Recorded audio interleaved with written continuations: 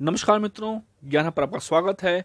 आज हम जो अपना अभी इस लास्ट वीडियो कंटिन्यू है, ये एक्चुअली बहुत बड़ी हो जाती है वीडियो, तो आप लोगों को देखने में दिक्कत होती है, तो शॉर्ट वीडियोस बनाऊंगा मैं ऐसी ही 10-5 मिनट की। तो अभिवृत्ति परिवर्तन का हम जो नेक्स्ट टॉपिक करना है हमें भी, वो है आपकी अभिवृत्ति परिवर्तन में आने वाली कठिनाइयाँ। तो हमने देखा था कि क्या तरीके हैं जिससे अभिवृत्ति परिवर्तन हो सकता है, तो हमने देखा ये सारे, और अब देखेंगे हम इसका अगला जो विषय है, टॉपिक कहा जाए, सब टॉपिक वो देखेंगे। तो स्टार्ट करते हैं आपका अभिवृत्ति परिवर्तन में आने वाली बाधाएं। जो आपकी मनोवृत्ति है उसका परिवर्तन कब कठिन हो जाता है, मुश्किल है, आसान काम नहीं है। हमने वो तरीके देखे थे पर उसके बाद भी मुश्किल है। मनोवृत्ति परिवर्तन या अभिवृत्ति परिवर्तन भी आप कह सकते हैं इसको, एक कठिन कार्य है जो कभी कभी और अधिक मुश्किल हो जाता है। वो कब होता है ऐसा, तो देख सकते हैं आप। प्रतिक्रिया यानी प्रतिघात, रिएक्टेंस बोला जाता है इसको। यदि संप्रेषक श्रोता पर मनोवृत्ति परिवर्तन का अत्यधिक दबाव डालता है तो श्रोता को अपनी स्वतंत्रता खतरे में लगती है।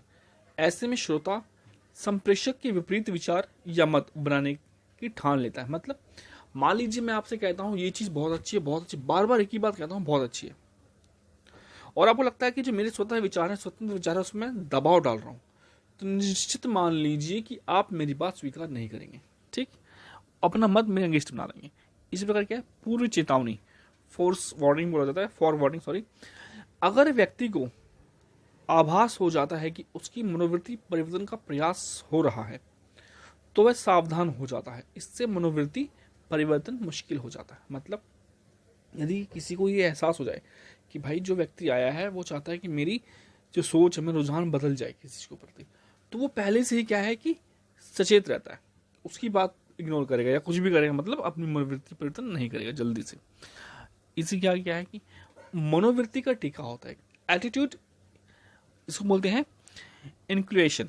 इसमें क्या होता है कि जो विचार व्यक्ति की मनोवृत्ति बदल सकते हैं यदि उन्हें पहले से ही सीमित प्रभाव के साथ बता दिया जाए, साथ ही उन विचारों के विपक्ष में भी तर्क बता दिए जाएं, तो ये विचार टीके की तरह काम करते हैं। देखो टीका क्या होता है, बचपन में आपको बहुत से टीके लग जाते हैं, वैक्सीन लग जाती है, ताकि बड़े होने पे आपका शरीर उनके अगेंस्ट कुछ रिएक्शन कर सके और प्रतिरोधक बन जाए, बीमारियां ना हो। इसी तरह मान लीजिए आप कोई मनोवृत्ति परिवर्तन करना चाहते हैं किसी का, तो पहले ही अगर उस व्यक्ति को उसके संदर्भ में कुछ सोचना है, उसको बता दिया जाता है कि भाई ये पक्ष है, विपक्ष है, ये सब हो सकता है, तो बाद में उसकी मनोवृत्ति परिवर्तन अगर सकारात्मक दिशा में बताया गया है तो आसान हो जाएगी, और नकारात्मक दिशा में बताया गया विषय की तो मुश्किल हो जाती है।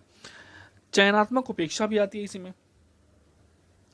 सिलेक्टिव एवॉइडेंस, यदि कोई मनोवृत्ति बहुत महत्वपूर्ण है और व्यक्ति स्वयं को उससे परिभाषित करता है तो अनुनयन के समय वह उन तर्कों की उपेक्षा करता है जो उसकी मनोवृत्ति को बदल सकते हैं। जैसे नास्तिक व्यक्ति भगवान के विरुद्ध तर्क नहीं सुनना चाहता, यानी कि क्या कर रहा है यहाँ पे, वो चयनात्मक निषेध कर रहा है, सिलेक्टिव एवॉइडेंस कर रहा है। मतलब कि उसने पहले निश्चित कर लिया है कि मुझे भगवान के विषय के संदर्भ में कोई अगर कुछ बोलता है इनके अस्तित्व को लेकर तो सुनना ही नहीं।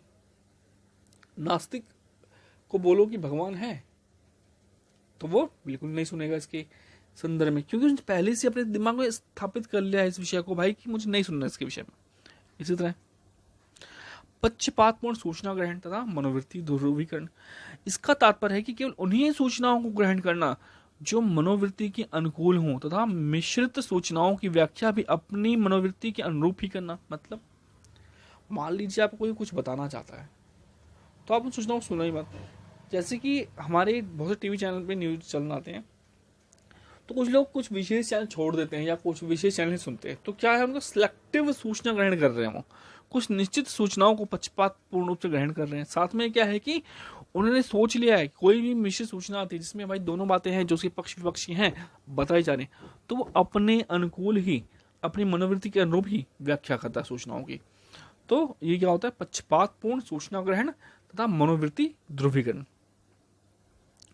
अब हम थोड़ा शॉर्ट में देख लेंगे जो भी पढ़ा है हमने, दोनों टॉपिक्स को कंबाइन करके, कि अभिवृत्ति परिवर्तन कठिन है पर संभव है। मतलब देखो हमने देखा था संगत अभिवृत्ति में परिवर्तन और असंगत अभिवृत्ति में परिवर्तन।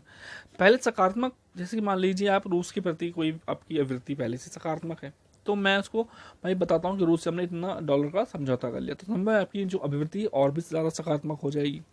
वही मान लीजिए आपका चीन है, आपने को पता है चीन भाई भारत में 62 में आक्रमण किया था इसने, और उसके बाद हमारी सीमाओं को उल्लंघन करता रहता है।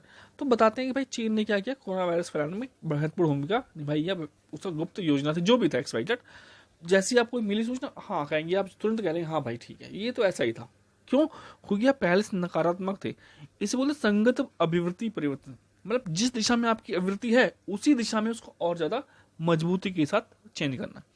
एक होता है असंग अभिवृत्ति परिवर्तन, जस्ट उल्टा। मतलब मान लीजिए भाई आपकी अभिवृत्ति क्या है कि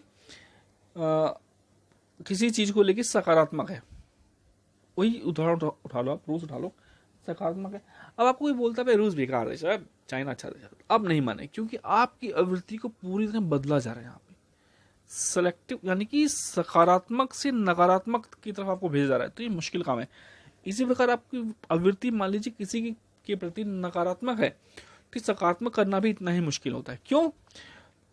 क्योंकि आवृत्ति जब परिवर्तन किया जा रहा है असंगत स्थिति में, आपको पूरी तरह आपके रुझानों को बदला जा रहा है यहाँ पे, जो मुश्किल कार्य है। फॉर एग्जाम्पल वही चीन वाला उठा लो, तो चीन के बारे में अगर आप नकारात्मक सोचते हैं तो कोई 10 बात सकारात्मक बता भी देगा तो आपको उसको स्वीकार करना मुश्किल रहता है।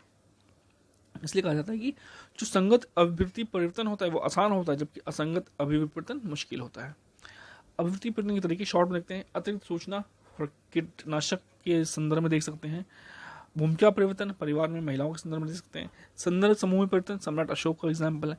समूह संबंधन में परिवर्तन दल बदल राजनेता वाला। बाध्यकारी संपर्क आपदा के संदर्भ में देख सकते हैं आप। अनुनयन यानी कि सहमति बनाना, विश्वास दिलाना, संवाद करके ऐसे किया जा सकता है। व्यक्तित्व परिवर्तन, रुचियां परिवर्तन कर लो। फॉर एग्जाम्पल गांधी जी के संदर्भ में देखा जा सकता है आपको। सांस्कृतिक कारक जैसी सती प्रथा के संदर्भ में सकते हो, वहाँ आपने पश्चिम संस्कृति के बारे में देखा था कि कभी भाई जो सती प्रथा है वो कहीं ना कहीं मतलब धर्म का हिस्सा नहीं थी, लेकिन कुछ रूढ़ियां जरूर इसमें शामिल हो गई थी, और प्रचार प्रोपेगेंडा हमने देखा था। अब आगे देखा जाए तो इसी प्रकार हम एक और इसका शॉर्ट में देखेंगे कि अभिवृत्ति परिवर्तन के दौरान आने वाली कठिनाई क्या है। तो हमने पहले देखा था प्रतिघात रिएक्टेंस, पूर्व चेतावनी देखा था इस संदर्भ में हमने। चयनात्मक परिहार देखा था हमने, यानी कि नास्तिक व्यक्ति भगवान के पक्ष में तर्क सुनना ही नहीं चाहता। पक्षपात समांगीकरण देखा हमने। गांधी मतलब वही बैच एसिमिलेशन में क्या देखा हमने कि भाई पहले निश्चित कर लिया यही सुनना है, यही करना है। अभिवृत्ति का टीका देखा हमने। गांधी जी का जंतर कह सकते हैं इसको फॉर एग्जांपल के लिए समझने के लिए, मतलब गांधी जी का जंतर बचपन में पढ़ते हैं किताबों में कि भाई ये जब भी आपको समझना है तो आप अंतिम व्यक्ति को याद कीजिए जो सबसे पीड़ित अवस्था में हो, आपकी कार्य को लाभ होना चाहिए।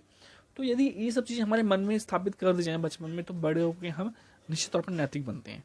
तो ये सारी चीज़ें थी।